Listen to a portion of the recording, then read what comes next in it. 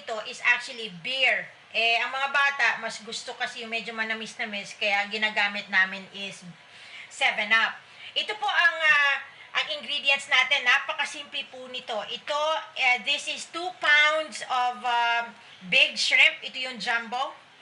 And garlic, mga 2 cloves para panggisa later on pag medyo pagluto na or matuyuan na. And this is 2 cups actually. Titingnan nyo parang 1 cup lang, but this is approximately 2 cups of 7-Up and 1/2 bar of butter. Okay? So magluluto na po tayo. Ganito po ang gagawin natin. Yung shrimp natin ilalagay natin sa deep frying pan. Wala pa pong apo yan, ha? And then lalagyan po natin ng 7-Up. Okay? Ayan yung 7-Up natin. Approximately 2 cups of 7-Up po yan. Then turn on your gas range. High heat po para mag-boil. Alright? So, ang gagawin lang po natin dito is patutuyuan natin ito hanggang matuyuan ito. So, of course, kasi nilagyan ko na ng 7-Up, isasara natin. Tapos natutuyuan ito. Pag natuyo na to, tsaka natin lagyan ng butter and then ilalagay natin yung garlic cloves. Sana po natin yung shrimp na meron pong 2 cups ng 7-Up. Okay, so ito na po, it's boiling. Hindi pa po siya natutuyuan. Remember po, patutuyuan natin ito.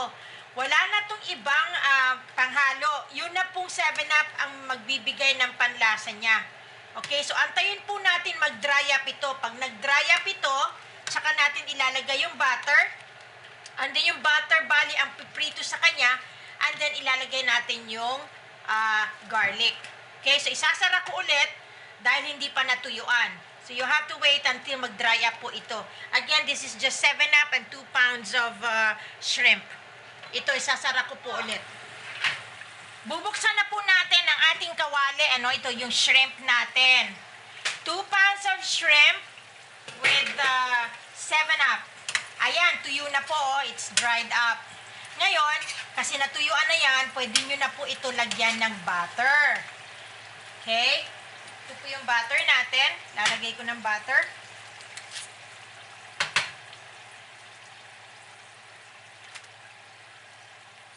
One second. Lalagay ko na po yung butter. Kasi ito yung magpapaprito sa kanya. Alright? So, after magkalagay nyo ng butter, ay naku guys, this is really good. Masarap masyado na cooking. Again, ida-dry up nyo talaga. You make sure na ma-dry up ninyo. After that, nalagay ko na po ang butter. Ilalagay ko ngayon ang garlic. Mapiprito niya po dito ang garlic. Okay, so, haluin lang.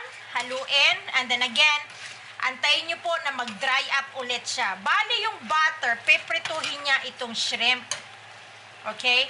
Wala na po kayong ihahalo dito. Nasa inyo na po yan kung gusto nyo ng alat, gusto nyo ng pepper. It's really up to you. Pero ako po, ginagawa ko nito, wala na akong dinadagdag na panlasa. Kasi yung 7-Up, nag-absorb na dun sa shrimp.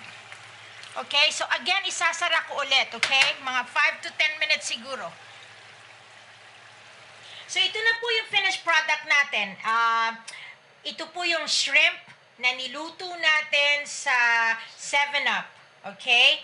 On behalf of Tito Rafi, sana po mag-subscribe kayo sa ating cooking channel.